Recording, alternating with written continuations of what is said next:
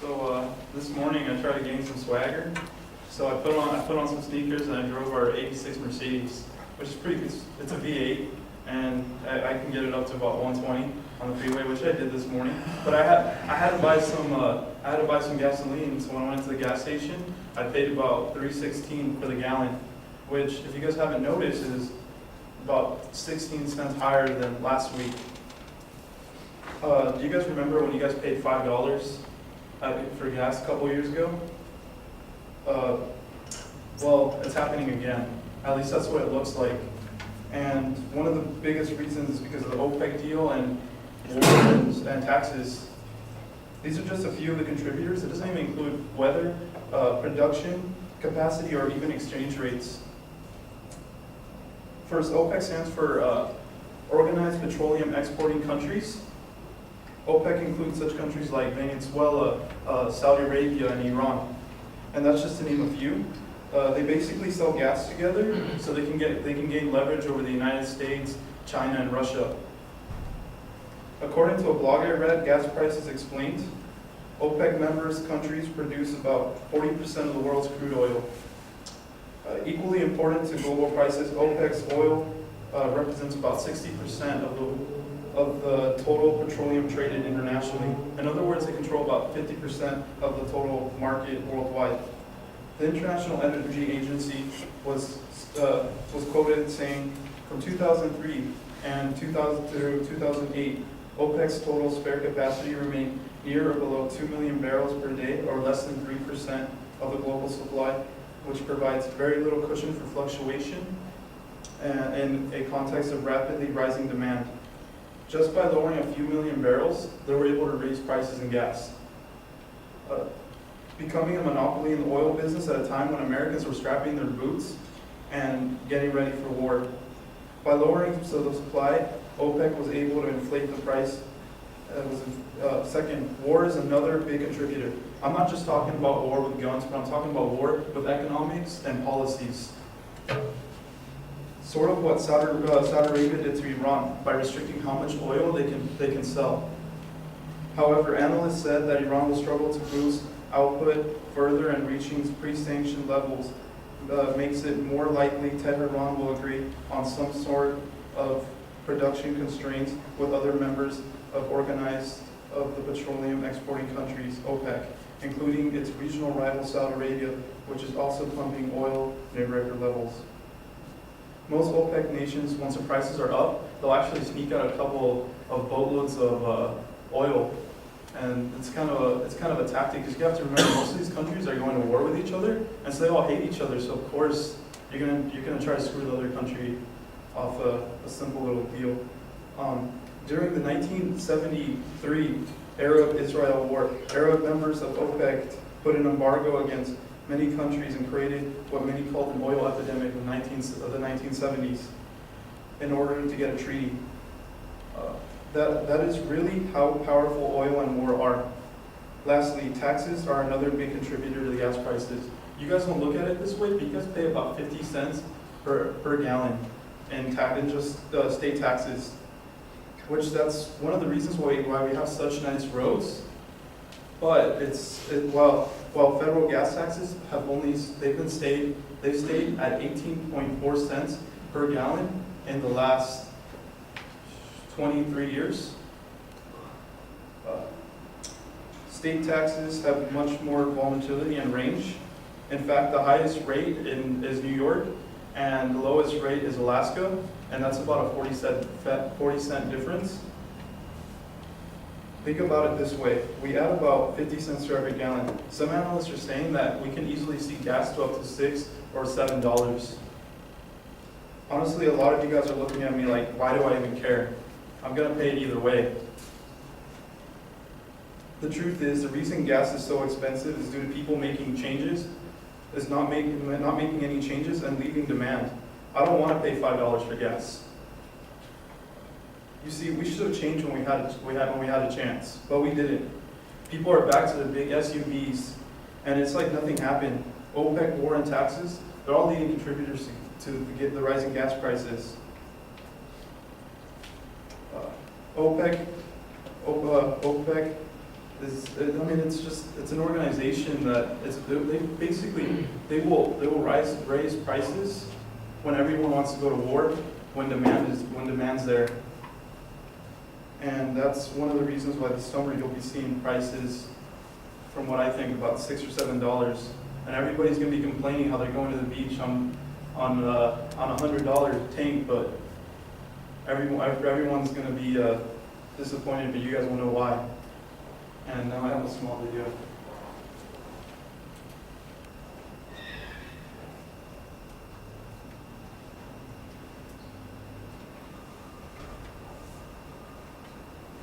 How do you move the phone?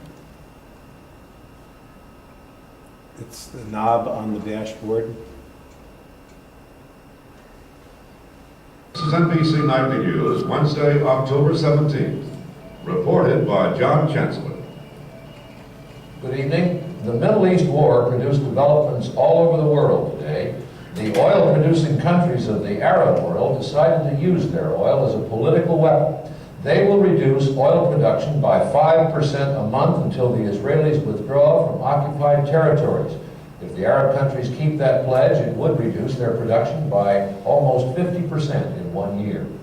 There were diplomatic maneuvers at the United Nations, in Washington, and in Cairo. And there is a savage and possibly decisive tank battle raging in the Sinai Desert.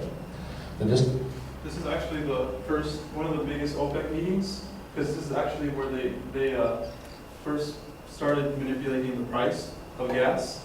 And I'm pretty sure the only one that really remembers the 1973 disasters is Richard, but do you guys have any questions? You guys have any questions? No? All right.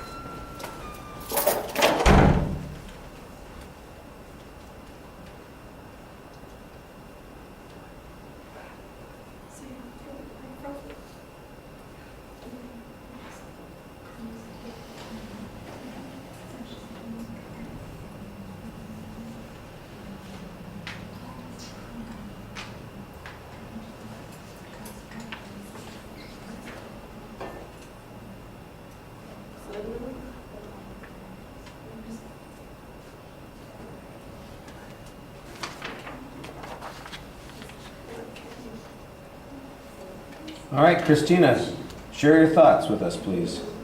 Okay, so I think that your attention device was pretty funny, and I think it made like most of us kind of pay attention to what you were going to say. You cited a lot of your statistics in your quotes, so that's good because it made me like trust what you're saying. And then like the whole time you reflect your voice really well, so I never had a hard time listening to what you were going to talk about. And then I liked how for your examples you kind of included all of us in it by saying like we, or I don't know, you were just kind of like referencing to us, so it was something that we could all relate to. And I think for the most part you did pretty good at looking at the audience, but then there was a lot of times when you would have to like read off big flashcards. But I mean, for the most part, I think you were looking at us a lot. And then I liked that for your visual aid, you still explained after the video, you just didn't give us a video and that's it. So yeah, I think you did pretty good.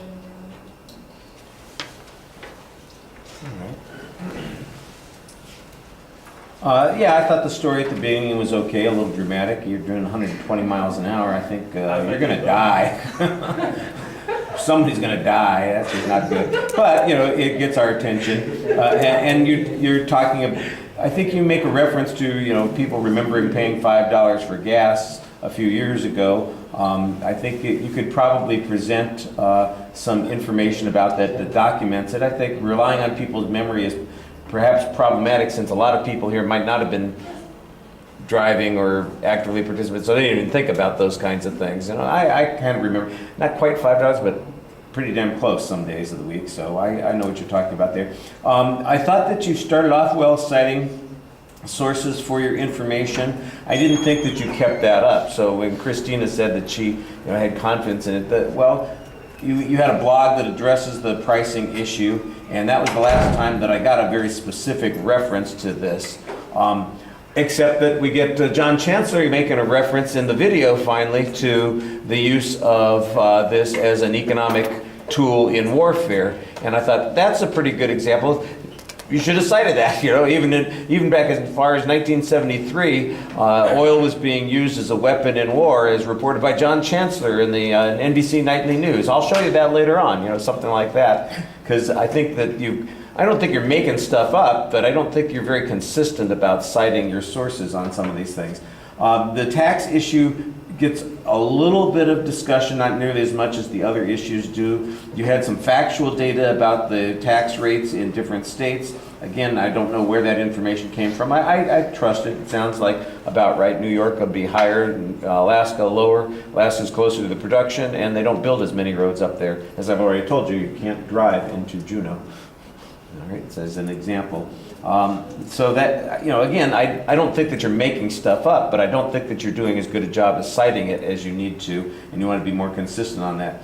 Sometimes you've got partial explanations. You raise issues and you give us a partial explanation or suggest that something's the case without figuring out how it all fits together, and it feels a little incomplete. I think you need to be more consistent about following through on some of those points. Like you talk about OPEC and the conflicts that they have within OPEC. Well, if they're so conflicted and they all hate each other so much, how could they ever get unified and focus against the West? And that's, I think, where you start to come back to that, and you talk about the Arab-Israeli War in 1973 and how that triggered the way they used oil as a weapon in that situation. And but have they been that successful since then? Have they been that unified since then? Has OPEC been able to corner the market and have exclusivity, that sort of thing? I think that that's a little bit problematic. The video is not a bad thing to use. I just thought that you used it in the wrong place. It seems like that should have been, when you were talking about the war issue, you say, let's talk about the war issue and show the video at that particular point, because it's right at the start of this. You're talking, John Chancellor mentions the war scenario and how OPEC is trying to use their oil power here as a way of influencing that. That's the only visual material that you have in there, so it's okay, but it's not integrated into the speech, and I don't think that, I think you're missing some other opportunities. For example, the price variances on the states on tax issues. You could even have a price line that you're doing for what the price of oil has been, or the price of gas, forget price of oil, price of gas has been over the last 5 years, tracking the high point that you mentioned, near $5 down to what we were paying last week, up to what we're paying this week. And that wouldn't be hard to find. I'm sure that visual exists someplace in doing the basic research, and that seems like it would be a natural thing to put into your speech, especially at the beginning as part of an attention device. So I think you're missing a couple of opportunities here and there. You need to cite the information a little bit more. It's organized topically according to the 3 influences that you talked about. That part I thought was relatively clear. All right, and the delivery stuff I think you're doing a pretty good job on. All right, I think it'd be more natural the more you practice a little bit more. I know you said that you practiced dozens of times over the weekend, but maybe a couple more. All right, thank you.